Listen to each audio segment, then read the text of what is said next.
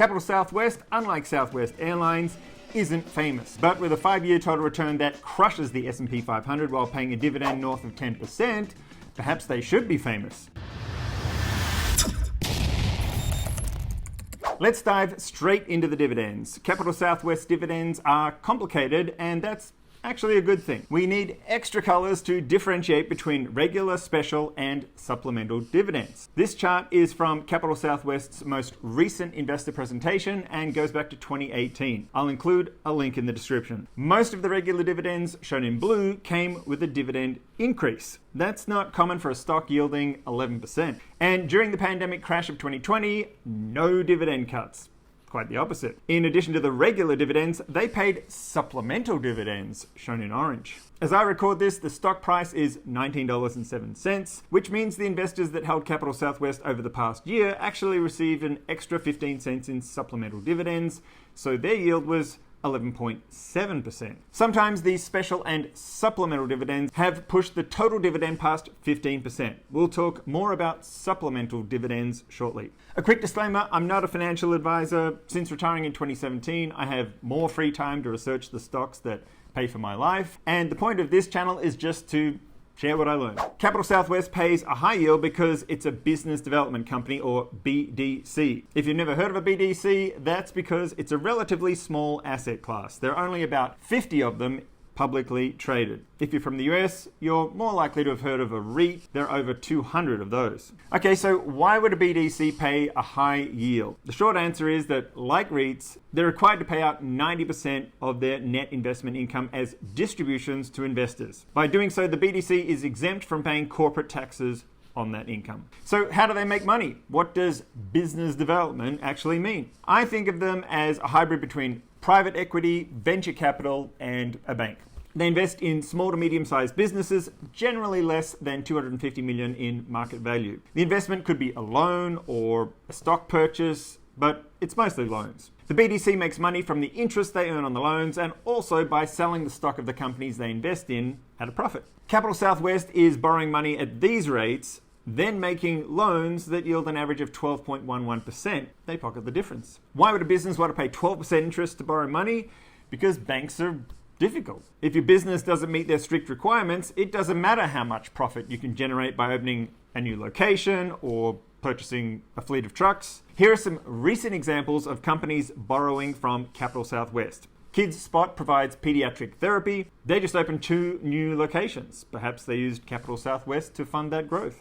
Island Pump and Tank is a 65-year-old company that can remove old fuel tanks. I'm sure that requires some expensive equipment. As you can probably guess from these 2 examples, lending is spread across a wide variety of sectors. This chart gives you a sense of the diversification. If you'd like more details on how BDCs work, I'll include a link in the description to an article published by the SEC. I said they pay out 90% for favorable tax treatment. The 10% they retain for themselves usually isn't enough to fund a lot of growth. So it's reasonable to assume that if you invest in a BDC, most, if not all, of your returns will be in the form of those dividends you receive, the yield. That rule of thumb doesn't really apply to Capital Southwest, which is what makes it interesting.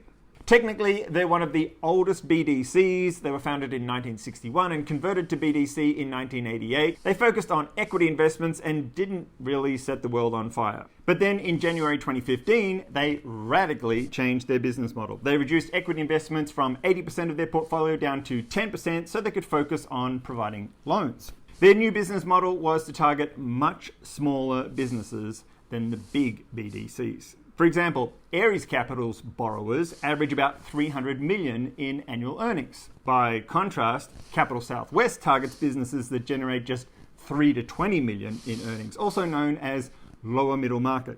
If you're wondering about tax, sometimes there are some qualified dividends in the mix, as shown here for 2020, but it's mostly ordinary dividends. The only exciting tax breaks are for non-US taxpayers. Apart from the high yield, here's what I like about Capital Southwest. They're internally managed, which reduces the cost of their overhead. Their operating expenses are 30% less than the average BDC. This has been a huge priority for Capital Southwest, which I'll come back to shortly. By the way, these numbers came from an article on Seeking Alpha.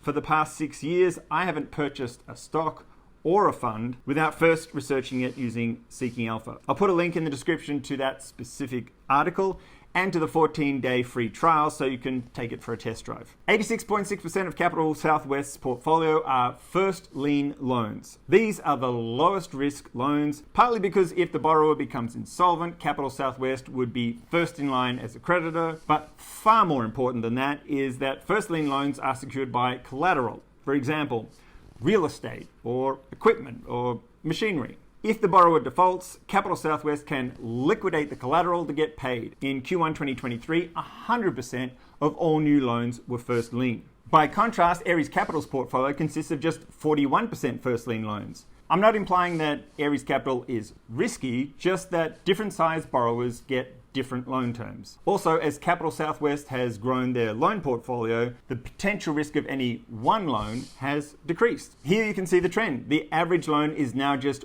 1.3% of their portfolio. During the May 2023 earnings call, the CEO and the CFO emphasized the importance of receiving an investment grade rating from Moody's 2 months prior. Then on June 13th, more good news.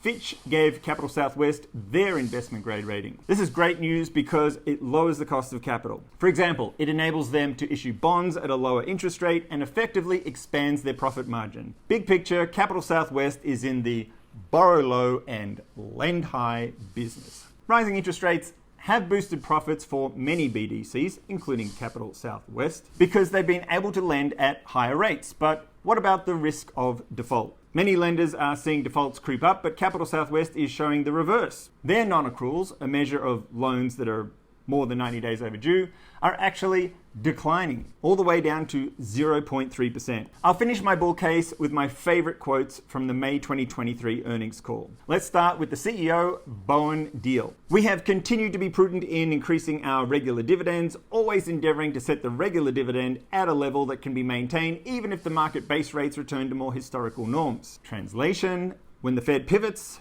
we won't be cutting regular dividends. He also said, it is our intent and expectation that Capital Southwest will continue to distribute quarterly supplemental dividends for the foreseeable future while base rates are above historical averages. That's good.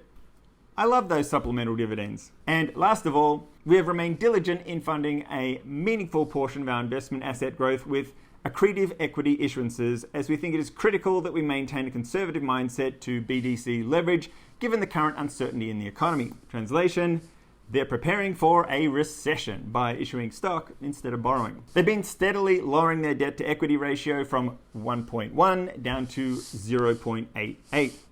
Nice. And now 2 quotes from Michael Sarner, the CFO. Based upon our current UTI balance of 45 cents per share, the ability to grow UTI each quarter organically by over-earning our total dividend, and the expectation that we will harvest gains over time from our existing $1.15 per share in unrealized appreciation on the equity portfolio, we are confident in our ability to continue to distribute quarterly supplemental dividends for the foreseeable future. UTI stands for undistributed taxable income and can be used for supplemental dividends, like he said, or if needed during difficult times, regular dividends. Translation, there's a nice piggy bank of income and capital gains yet to be distributed to shareholders. And the last quote, also from the CFO, achieving 2% or lower operating leverage was one of our initial long-term goals when we relaunched Capital Southwest as a middle market lender back in 2015. They've been working on lowering their overhead for 8 years.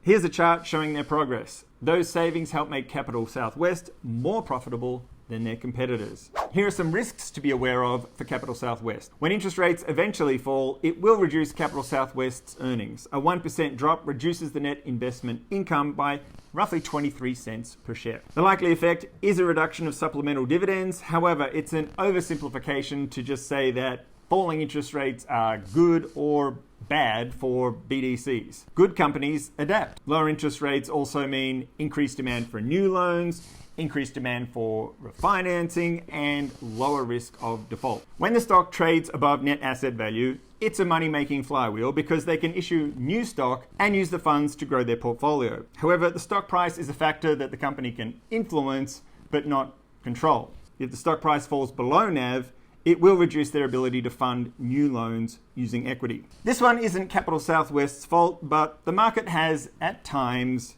been loving this stock a little too much. In 2021, it was trading as high as 1.7 times book value. If you pay that much for the stock, the risk of a pullback is much higher. As I record this, Capital Southwest is trading at a more reasonable 1.17 times book value. The only time it's traded below 1 times book value in recent history was the pandemic flash crash of 2020. The business model clearly works. Capital Southwest has been reducing overhead and reducing leverage while growing their business so they can pay out all those dividend increases and special dividends. So no surprise that the market has rewarded them with a rich valuation.